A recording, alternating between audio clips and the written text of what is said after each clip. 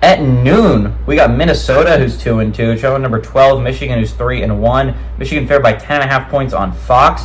Max Brosmer for the Golden Gophers has gone 75 of 114, thrown for 836 yards, 5 touchdowns, 3 interceptions. Darius Taylor's had 35 carries for 222 yards and 3 touchdowns.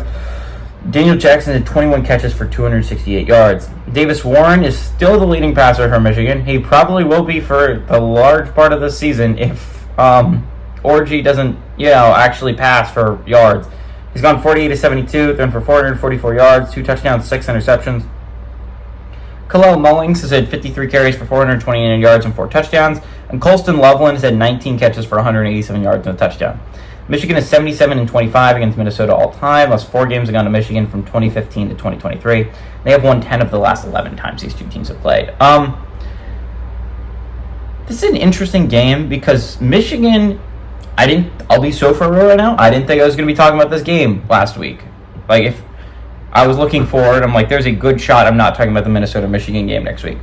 But I am. Here we are.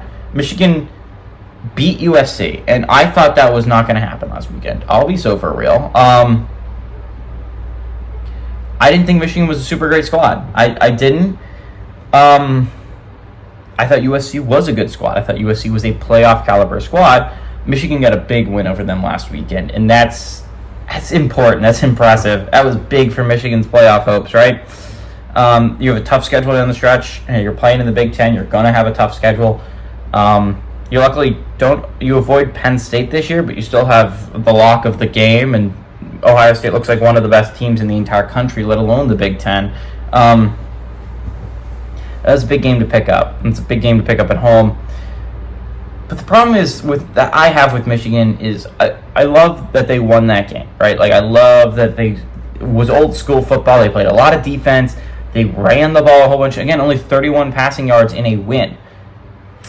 I don't know if it's sustainable in college football, especially in the Big Ten, right? Like, if you take away a dimension of an offense, like offenses alone are not dynamic in the Big Ten. You take away the passing portion of it, really, I don't expect that to work out well for you, right? I think it works out fine against Minnesota, right? I don't think it's going to be that crazy against Minnesota. But again, Minnesota should stay in this game because, again, if you just run the ball, you should be able to keep up. Like, this shouldn't be a blowout, really, because the way Michigan plays football, it can't really be. Minnesota is not a good team. I'll get that out right now. Minnesota might be one of the 3 worst teams in the Big Ten, along with UCLA and Northwestern. But, like, they're not a bad football team. They led against Iowa at half. I like Michigan to win. I like Michigan to cover, but it's just like, I don't know if this is a sustainable model moving forward.